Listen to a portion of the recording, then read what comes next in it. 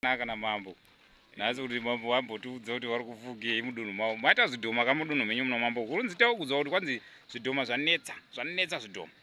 fanika abi yangu pamba abazoita sikurukudza pamusoro pemba kudai hauenzere manhiro ese unorara kwasinurira kudai zonza kuti pari kupodzerwa matombo here pari kuti dunhu mangu munoda munhu manje zvekutaura kwandikutoita ndachitaudzana namadzibaba vaBenkrye vachinditaudza kuti dai matoita kuti ndiuye mudunhu menyu makavawa kuti vanotora vava ndo vanonyisa zvidhoma manje nekunyisa varoyi vai vanonyisa vanhu vari here vai vanenge vachitivingatirere pade kunyiswa vanhu vana vada kunyisa vanhu madzibaba vaBenkrye havasi kuita zvokutamba zviya zvokuti kwanzi vanoti kwanzi ye zvidhoma zvichazobva mangwana zvotonyiswa ipapo zvichitwa kupiswa nemoto kana varovaro vachitotsvira pakati paya tina abi yangu akachema fane zvikanzi aba yangu upenyu wenyu uri kufambira fane tiudzewo kwamakaenda kunobatsirwa kwaBenkrye pakare paya nemi paBenkrye kungofamba nemi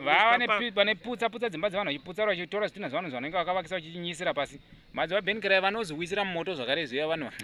havatendedzi ba izvozvo zvese havatendedzi mambo zvokuti kuti kwanzi ye watazva kuchinetsewa nezvidhoma kuti kwanzi uda basa kuti kwai basa rishayiwa madzibaba vaBenkrye vanotoinyisa basa iro ritoenda kubasa hapana ba zvigiribhedhi zvanetsa zvigiribhedhi zvashupa zvigiribhedhi zvashupa ba wakarara kudai hauenzeri manje izvo ndikuda kutoti ndinona madzibaba vaBenkrye vatomboya mudunhu redu apa vaudza kuti kwamambo kuno nembudzi yavari kutodiwako vanhu vatombofambisa shoko kuti vanhu vavone vatondiudza kuti tipe manhamba vari kupa kune vanhu panapa ndo pane mbudzi yapakare vai vanopaziva here panhu pane mbudzi ndo pane mbudzi yapakaita parenge vanhu vekumbudzi yana panapa pane